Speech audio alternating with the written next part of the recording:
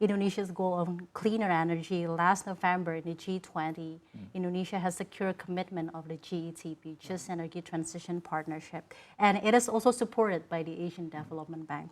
So as we know, the GETP aims to facilitate a smooth transition for the early coal retirement project, which President Jokowi already planned it would be around 2050. So could you provide an update so far for the GETP itself? Well, I think probably let me start by saying that really the climate change issue is the defining issue for our generation this year, this time. And then also in terms of the global fight against climate change is either be won or lost in how we do in Asia.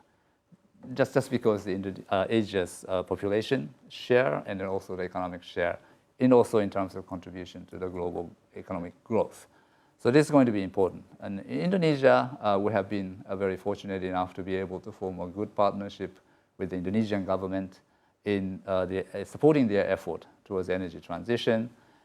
2 years ago, we're together with the Indonesian government and also the Philippines, that we launched a program called Energy Transition Mechanism in Glasgow in COP26. So this is basically a scheme to mobilize public sector, private sector, and then philanthropic and then other resources to finance the early coal retirement and repurposing of coal retirement, and then also the development of the renewable energy capacity, and then also the storage capacity, maybe batteries, for example, to replace this coal retirement. I think your question about the progress, I would say that the progress is quite well. It's been evidenced by the number of actions that have been taking place since November within the short period of time. And then I think the November one, there are the highlights in the November in the sideline of Bali summit, G20 summit, that the Indonesian government has launched what we call the Energy Transition Mechanism Country Platform. And also there was an MOU signed among the stakeholders to pursue a specific transaction of early coal retirement that has been agreed on. Right. And then thirdly, you mentioned about the JETP, Just Energy Transition Partnership, the announced at the sideline, which has the very ambitious target of greenhouse gas emission, as well as aiming to mobilize $20 billion from public and private sector financing. I think it is very important on discussing about Indonesia's activities in energy transition.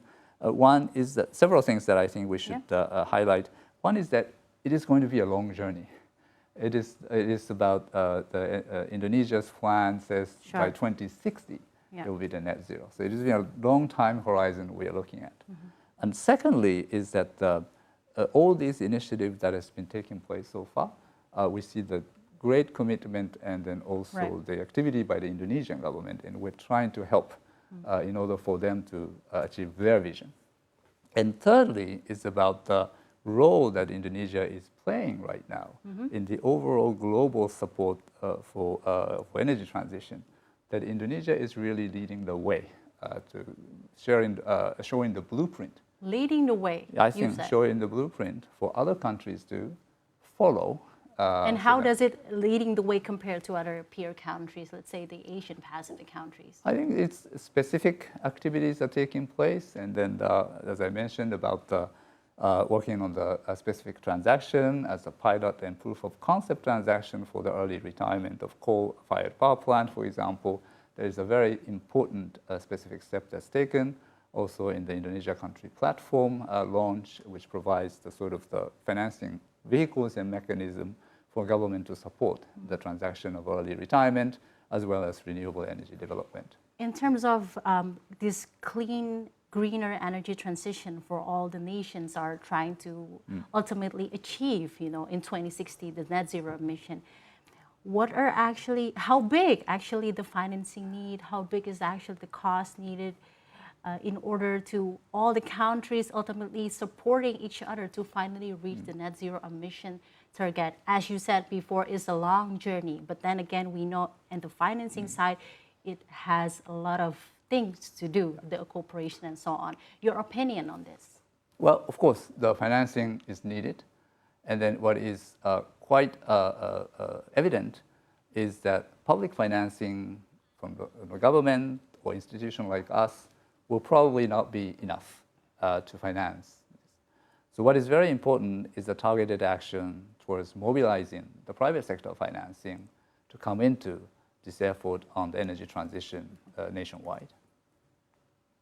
And how do you think you can provide us an outline of suggestion offered by the Asian Development Bank as well to support the formulation of post-coal sustainable policy, and in the other hand, to achieve a sustainable development with the objective of reaching the net zero emission ultimately in 2060? Yes, Jiro? it is a very long journey. So it is very hard to specifically say this is the one that we need to do, but I think probably 3 areas. One is that, of course, we need to develop the renewable energy capacity. And then that is not only about the generation capacity, but it is also about the investment around the auxiliary associated activities. For example, it is about energy efficiency, or if it is about the transmission lines, or it is about the battery storage, for example, right? So that is going to take place. And as I mentioned, the financing is needed, and then private sector financing will be sorely needed. A second is the just and an affordable transition. There will be a segment of the population who will be affected negatively by the transition, particularly those people who are working in the value chain of those fossil fuel industry. Yeah. So there needs to be a thorough assessment of how this impact is going to be there, to emerge for different segments of the population, and then design a targeted sort of intervention in order for us to mitigate their impact or protect their livelihoods. And then in those 2 areas, ADB has been working very closely with the government in terms of providing the support in forms of loans or technical assistance, so that we can be a good partner to take this long journey together with Indonesia. And lastly, a short remarks that you will give as from the ADB perspective towards Indonesia's economy and also its goal on achieving the greener economy transition. Well, I think, as I mentioned, I think Indonesia has a very strong fundamentals in macroeconomic, and these factors that I mentioned will continue. And one factor, again, also is additional one, is that the momentum towards reform, so that Indonesia keeps changing to become maintain its competitiveness, and then also dynamic economic activities in the very uncertain and competitive global economy. On the vision towards net zero, I think it's going to be a long trip, and then also Indonesia will probably need a lot of partners, and then we want to be very happy to be part of that important part of that journey.